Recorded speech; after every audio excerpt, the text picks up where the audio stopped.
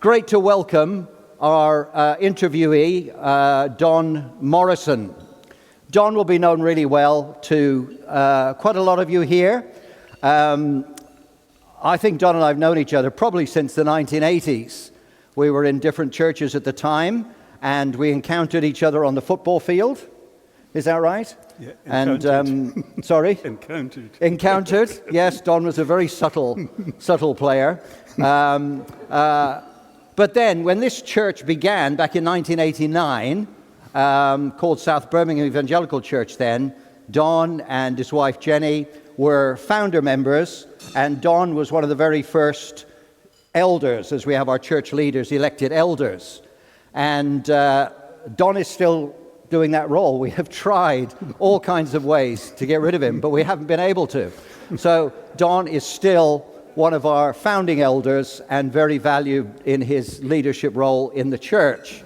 I came to be the minister here in 1994, and one of the things that happened straight away is we started visiting some of our, what we call them, our global partners, who are members from Moneyhull, who are doing mission work around the world, and it ended up that Don and I did most of that traveling together. So we've done, where have we been? Myanmar. We went to Sierra Leone. Where else? Mongolia.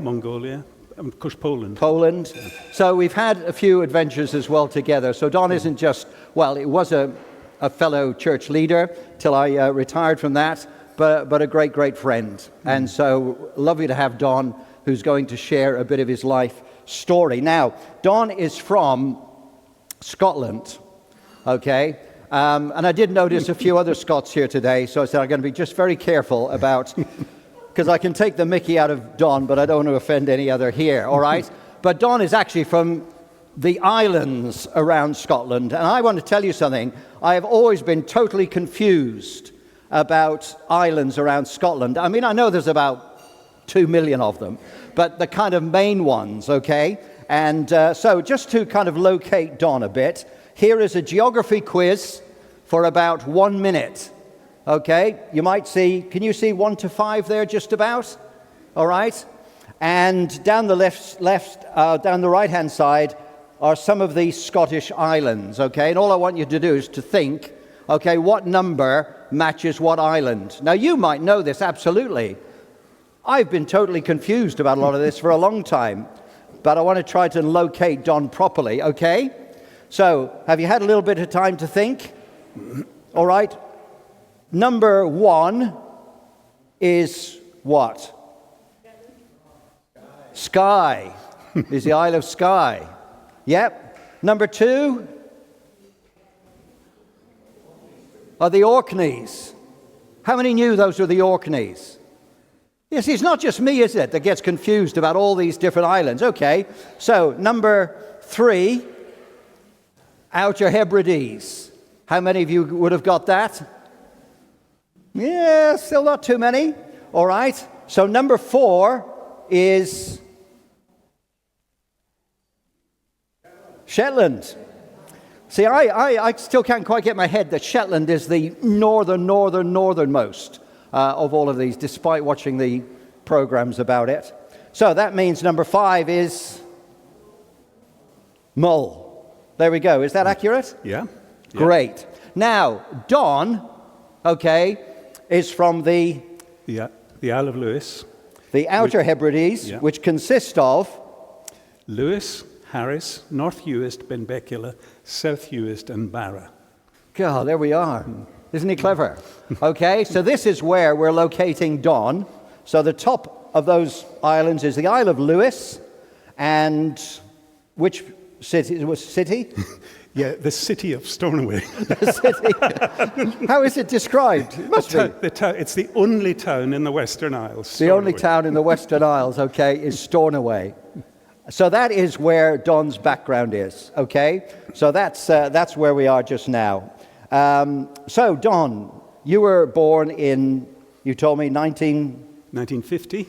So, and you were on Lewis till you were 18. Till I was 18, 1968. So, you've got to paint us a picture of the Western Isles in the 1950s and 60s. Okay. The first word that comes to mind is remote. We didn't have television on the island until 1962, and then it was just one BBC channel, and we assumed that everything that was filmed in a blizzard, because the picture was awful.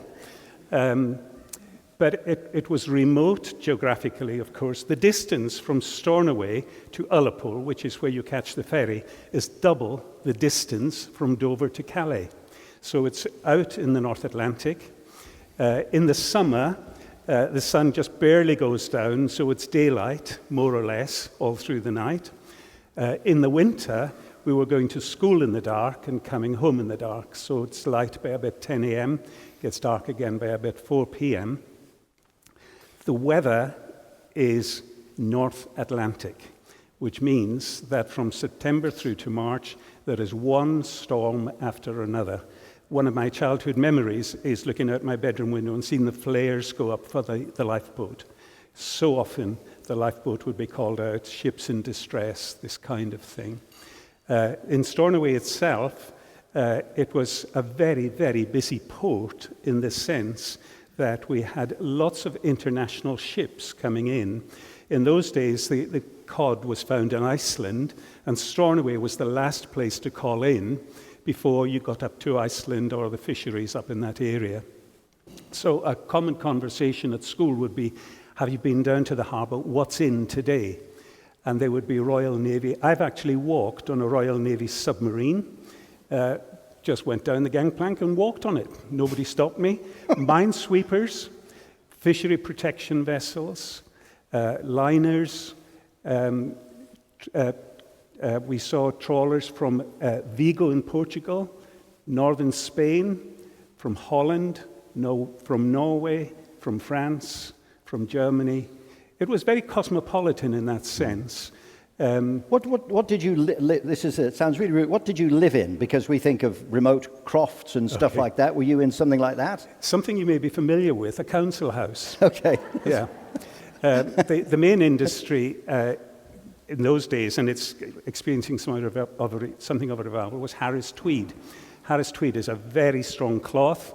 To be called Harris Tweed, it must be woven either in Lewis or Harris. By law, it can't be called Harris Tweed if it's woven somewhere else. So my father worked in a Harris Tweed mill. The kind of conceit of Harris Tweed is that it's woven in the crofters' houses, which is kind of half true. All the processing is done in the mill, and then the yarn is taken out to the individual crofters, and they have a weaving shed. So the sound of my childhood is the clickety-clack of looms weaving this Harris Tweed. So that was the main industry. The other kind of means of the economy was based on, in those days, sailing. Many men went to the merchant navy and went all around the world sailing. There was hardly a family. If you went to visit somebody in Lewis, they'd have ornaments from all around the world on the mantelpiece. And if you spoke to some of the older men, they'd just been everywhere. Because sailing was the thing. That eventually died out, and then North Sea oil, lots of men went to the oil rigs. So the economy was based on the men being away for months at a time, sending money home, and then the wives spending the money and improving the When you say speak, what were you speaking? Was it Gaelic or English? Or combination of both. A combination. I mean, I understand Gaelic fully. I'm not fluent in Gaelic, but my parents were not fluent in English. So I grew up in a bilingual home. I hardly ever remember my parents ever speaking to me in English because Gaelic was their natural. Spoke to each other in Gaelic. Everybody spoke Gaelic. So growing up as boys, I'm the middle of three boys, they would speak to us in Gaelic and we would speak to them in English. And my mother died when she was about 90, and up until she died, when I'd speak to her on the phone, it was almost a 1-hour Gaelic monologue, really. I mean, she just talked and talked in Gaelic, never an English word. So that's the kind of culture that we grew up in. What did a teenager do? I'll speak about myself. So, born in 1950, so 1962, there was a big explosion of pop music, the Beatles, the Rolling Stones, this kind of thing. There was, people of a certain age will remember a radio station called Radio Luxembourg. which just played non-stop pop music. We were captivated by this, and in those days there were these little Japanese transistor radios, and even in the Outer Hebrides we were able to get Radio Luxembourg. So we were all captivated by this pop music. So apart from going to school, that was our main preoccupation. And you played in a... Yeah. You had long hair? I had long, not at that point, but myself and my friends as teenagers, we would listen to or watch a program called Top of the Pops. And one of my friends had a Grundig tape recorder. So Thursday evening, we'd record Top of the Pops. After Top of the Pops, we'd go to this hut, practice the songs we'd heard, and then play them at the town hall dance the following night. So we did 2 dances on the Friday night. One was pop music in the town hall for the cosmopolitan town people, and then we would do a village dance, which began after midnight and finished about 3 a.m. And the one big difference was you had to have an accordion for a village dance. You didn't need an accordion for the town dance. What was the kind of religion, because we associate the Western Isles and so on as being religious, quite seriously religious. So what was that like? And was your home a religious home? And yeah, okay. So first of all, my home, my dad became a Christian when I was 10 years old, as did my mum. But before that, they were regular churchgoers. So Sunday morning, church, Sunday afternoon, Sunday school, Sunday evening, church. There were pluses and minuses. It was austere, so there was no instrumental music. There were no hymns. It was exclusive psalms from the Scottish Psalter. Pews, the congregation, the church that we went to was Stornoway Free Church of Scotland, which was the biggest Free Church of Scotland congregation in Scotland. The capacity of the church was, I think, 1,200 people, and it was packed every Sunday morning and every Sunday evening. So evening service, I think, was 7 p.m. You got there roughly after 6 o'clock to get a good seat, as it was called. So the population of the town was 5,000, and 1,200 of them were in that church on a Sunday, and there were other evangelical churches in the town as well. So at a rough estimate, probably 50 to 60% of the people in the town went to church on a Sunday. And you loved it? I hated it. I absolutely hated it. It was, the people were very genuine and very sincere, and very often, sometimes the most unlikely people would come to faith. Sometimes even notorious people. And you'd see them in church, and what happened? And they'd come to faith in Jesus. For me, I found it repressive, legalistic. There were all kinds of rules and regulations. I described it once as having, if you have 2 columns, and in one column there's the things you're allowed to do, and the other column, the things you're not allowed to do. Well, the not allowed to do column was full. And the things you were allowed to do, you were allowed to eat and breathe. Sundays, for example, there was very strict Sabbatarianism. So there was a rule, unwritten rule, that you must not leave your washing out on the clothesline on Sundays. We were not allowed to watch TV, listen to the radio, or read any book that wasn't a Christian book. We were not allowed to go out for a walk on a Sunday. That was very much frowned upon. There were all these kind of rules, which, as you can imagine, we found somewhat repressive. And Sunday was the day that you did not look forward to because it was interminable. It never ended. Having said all of that, the positives were the people... The Christians in Lewis, they were serious about their faith. They were uninhibited about their faith. They were happy to talk about Jesus and their experience of him at the drop of a hat. It was the main topic of conversation. It was not the last thing you talked about. It was the first thing that you talked about. They were genuine. They were sincere. They were kind. They were authentic. I remember you telling me once that you would manage to avoid going to church on Sunday, be off playing football, and your parents didn't know But I No. guess given the size of the congregation and stuff, you managed to wangle that? This does not reflect well on me. Well, a lot of what I say won't reflect well on me. So myself and my brother, Sunday evening, there were two services. There was the English service and there was the Gaelic service. My parents went to the Gaelic service and myself and my brothers went to the English service. Now, me and my younger brother were partners in crime. So what we would do was we would wait for my parents to leave, and then we would do one of two things. We'd go out the front gate, go around the back of the house, and come back in again and watch TV while they were at church. They're thinking we're at the English service. Or we'd go walking on the golf course. But the problem with that was when we'd have supper, my father would ask us what the service was like and what the text had been. So what we had to do was we had to go back to the church to meet one of our friends coming out of the church to ask him what the text was so that we could tell our father that it was so-and-so preaching and he preached on this text. I said it didn't reflect well on me. And my brother was implicated as well, just in case you think it was just me. Stornoway in the Isle of Lewis. Oh. He'll explain it to you afterwards. I'll tell you afterwards. A long way away. Yeah. You were 18 then. Yeah. You were more than happy, from what you've told me, to get away from the island and to get away from church. And I suppose the furthest you could get from that was London. So you at 18 land in London, wanting to leave it all behind. Yeah.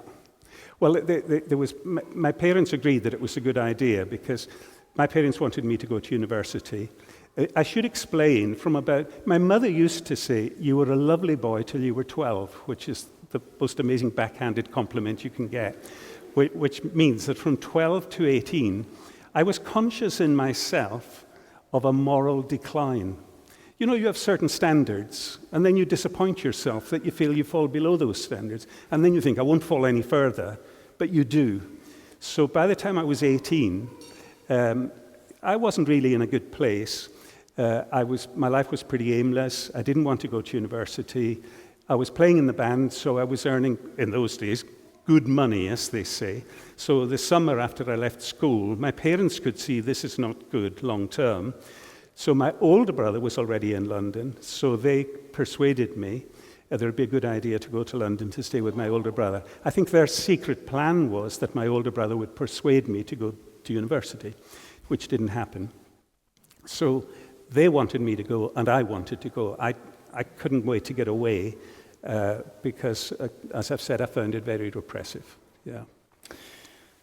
So tell us about the next bit, especially how God came back into your life in a way that not even you were expecting, I think. Yeah.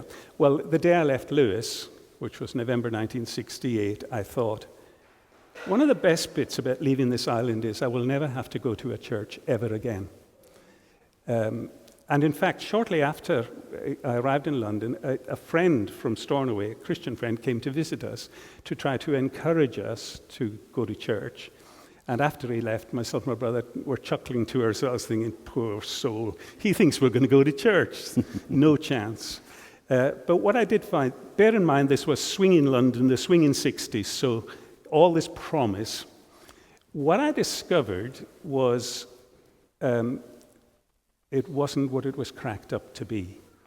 Because I thought life was going to be great, endless partying and all the rest of it. But what I found actually was that what the world promises, it never delivers. And what it actually delivers is a sense of meaninglessness, a sense of emptiness.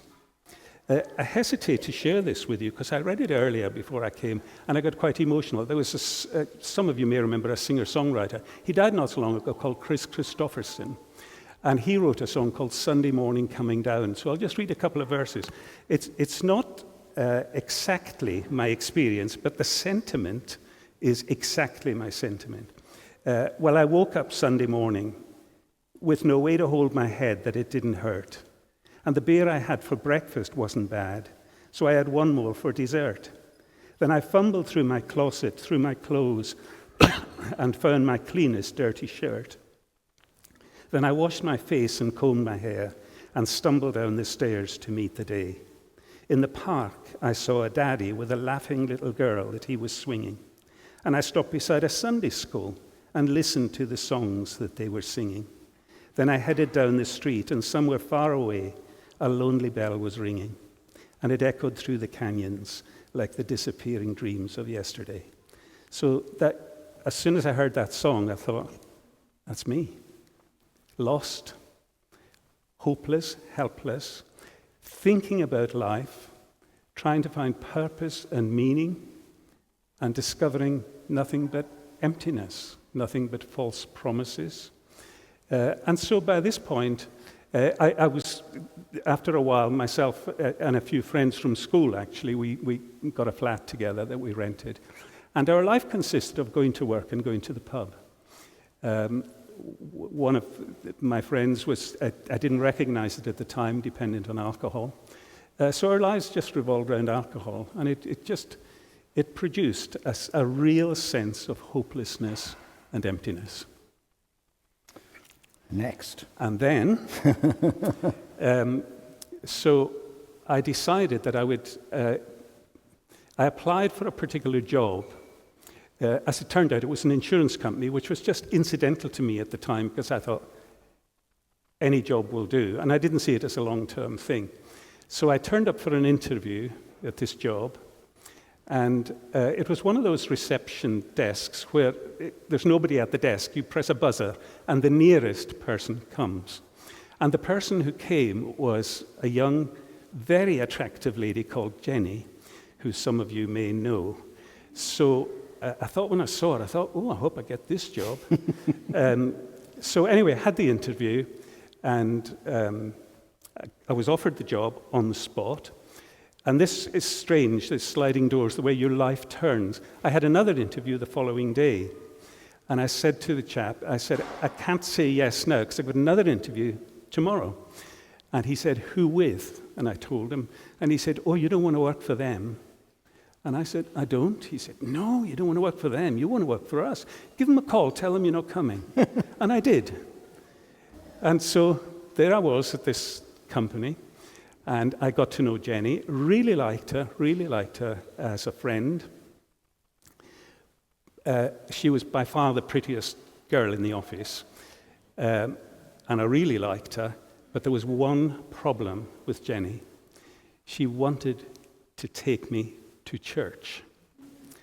And I thought, no way, this is not part of the plan. So I had a couple of excuses. I had long hair, as Colin has mentioned. So I said, well, I've got long hair, they wouldn't allow me in with my hair. And secondly, I didn't have a suit, and I thought that was a great argument. So she didn't say anything, but one day she said, do you fancy coming up to Oxford Street with me tomorrow morning? She took me into C&A's, and she actually said, there's a nice suit. Do you like to try that on? And it's reduced, which I did. And she said, oh, it's exactly right. What you need is a shirt to go with that. So walked out with a whole outfit. We're walking along, and there's a barber. She said, you know what? If you had a haircut to go with that, this doesn't reflect well on me, because... If you know Jenny, this is not at all sort of a surprise. It's very believable if you know Jenny. And I was kind of rather naive. Anyway, this Saturday morning, so we're due to go to her sister's for lunch. And she said, her sister's name was Shirley. She said, show Shirley your new suit. Go and try it on. So I go upstairs, come downstairs with my suit, tie, haircut. And Jenny said, you can come to church now. And I thought, so then my brain began to work, and I thought, okay, so I agreed to go, but I thought, I didn't agree to keep going. So if she asks me again, I'll say, no, check the small print. You asked me to come to church. I came to church. Done deal. So went to church, Gunnersbury Baptist Church near Chiswick, West London. People were very nice. Now, this shows how perverse I was. I thought, I know it's going to be boring. So what I'll do is, I'll compare and contrast. I'll see in what ways it is like Stornoway Free Church, and see in what ways it's different. And I thought, oh, that'll pass the time. So that was that. had the service, met the assistant pastor, Martin, lovely guy. That was that. The following Friday, she was staying with her brother and sister-in-law. I went round to visit, and she introduced some topic from the Bible. And I kind of remonstrated with her. Anyway, she just handed me a Bible and said, read it. And she went out of the room. And as I read it, it's the most amazing, I started to cry. And I couldn't stop. She came back in the room. Are you okay? Yeah, I'll be fine. But I wasn't fine. And what happened was that it was as if every sermon I'd ever heard, I thought I knew the Bible. I thought I knew what Christianity was about. I was ignorant. What I discovered was that what I knew in my head needed to go into my heart. And I realized for the first time in my life, I was lost. And I was headed for God's judgment and destruction. And that was scary. And so at one point, Jenny said, shall we go and visit Martin? Because she could see I was in distress. So at first I thought, no, don't be silly. Give me a minute, I'll pull myself together. Couldn't pull myself together. So she drove me around to where Martin and his wife lived. And she said, hang in, wait here, I'll go and check if he's available. So I'm sitting there in the car on my own, complete mess, emotionally, spiritually, tears coming down my face, recognizing, this was my thought process. My life is alienated from God. I've turned my back on him. I've rejected him. I've lived in his world as if he doesn't exist. I've taken all the good things that he has to give, and I've simply ignored him. That places me in a very vulnerable position when I stand before him. And if I were to die at this moment, I would be facing his judgment. The only thing that's keeping me from his judgment is my latest breath. And he is giving me every breath. I literally thought that. And then I remembered a verse and a sermon. This is in the authorized version. He who comes unto me, I will in no wise cast out. Jesus said he would never turn anybody away who came to him. And I prayed fervently that God would accept me. So eventually Jenny comes running across. Martin will see you now.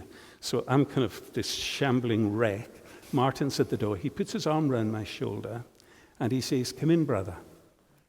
Now, he meant to come into the house. At that precise moment, my life was transformed. I knew my sins were forgiven. Everything was different. I walked in to a prayer meeting. It was a youth group, about a dozen of them in a semicircle, praying.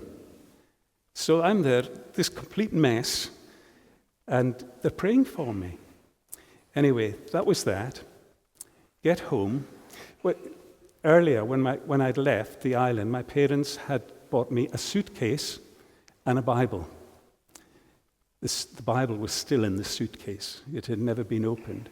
And I opened this Bible, and the first verse that I read as a Christian was Romans 8, verse 1. Therefore, there is now no condemnation for those who are in Christ Jesus. I thought, wow. I thought I knew the Bible, never read that before. Then I read the whole of Romans chapter 8. Now, those of you who know Romans chapter 8, a very special chapter. My life was transformed. The following morning, I got up, fearful that the whole thing might have been a mirage, a dream, but it wasn't. Now, some years later, I heard a hymn, which we sing from time to time, which perfectly encapsulated, not the Chris Christopherson song, but my new sentiment. Heaven above is softer blue, earth beneath is sweeter green. Something lives in every hue Christless eyes have never seen. So I wasn't looking for it. In fact, I would have run a mile from it. But God came into my life suddenly, unexpectedly, gloriously, and I was 20 years old. This year I'll be 75, and it gets better and better and better. We know that life has been, you've had a very, very full life. I know you had a big challenge when you left working for another insurance company. You established a company of your own, which I know don't have time to go into that, but that was a big faith step for you that you did. But also we know that Jenny that you mentioned, I think it was 4 years ago. Yeah, 4 years ago. Yeah. Jenny passed away very suddenly. Yeah. Your faith sustaining you through that bit. Are you able to just tell us? Sure, yeah. So actually it was the 15th of May, so it'll be 4 years on the 15th of May. So Jenny, COVID was 2020, so over the winter 2020-2021, Jenny had various ailments, but she'd had a routine scan and was diagnosed with cancer of the pancreas, which had spread into liver and lungs. And she's from the date that the diagnosis was communicated till she actually died was 9 weeks. Now, those of you who know Jenny, you don't need me to tell. I mean, I'm so biased. Jenny was a very, very special person. She was charismatic, opinionated, feisty, and I loved her to bits. We were so different temperamentally. Here's the irony. I grew up in the Free Church of Scotland with exclusive psalmody and no musical instruments. Jenny grew up in the Salvation Army with brass bands. So I was from Stornoway in the Isle of Lewis. She was from West London. So she faced her final illness with equanimity. Her faith was strong. She knew where she was going. For me, it was a big change, of course. The things that sustained me were truths from the Bible. Well, first of all, philosophically, and I don't mean to offend anybody who's not a Christian, who doesn't believe in God, but I said to myself, where do they find their hope from? Because as Christians, we look back, sometimes with nostalgia, but we know the best is yet to come. But if you're at my age, 74, and you're not a Christian, the best has been quite a long time ago, in fact, and the best is certainly not to come. So where's your hope come from? So my hope was from the Bible. There were a couple of verses which really sustained me. One was the one where Paul is talking to the Thessalonians and explaining what happens to Christians when they die. And he said, I paraphrase, we grieve, legitimate for Christians to grieve, but not as those who have no hope. Christians have a hope for the future. So that was one of the scriptures that really sustained me. If I just give a little illustration of my thinking, probably a decade ago, we as a family, we booked quite a big property near Bordeaux in France. And we all went as a family for a week. On the last Saturday, we had to leave the property and come back home. We all left at different times. Tim drove all the way from Bordeaux to London in one go. Peter and his family had to go to the airport to fly. Crean and Gareth drove back. Jenny and I stayed behind because we were going to go back up, over several days. But here's the thing. We all left at different times from a place that was not our home, but we knew there was going to be a time, and we left in different ways. We knew that there was going to be a time when we would reconvene at home, and we would all be together. So that is the illustration, if you like, that sustained me. In all our families, if we're believers, we will leave at different times, and we'll leave in different ways. But the place we're leaving is not our home. We'll actually reconvene. We'll meet again at home. So I felt there was great hope in that, even joy, because the joy that the Christian has transcends circumstances. Even if you're having a bad day, there's a deep-seated joy that is below that. Yeah. Don, look, thank you so much. One of the reasons I wanted to interview Don is because in our many travels, I've chatted a lot with Don, and he doesn't think his story is that interesting. See, and I knew if I'd just let him talk, he wouldn't say half the things. So I thought, I'm going to make sure, Don, you tell us the things, because they're amazing and fascinating and really, really helpful and encouraging.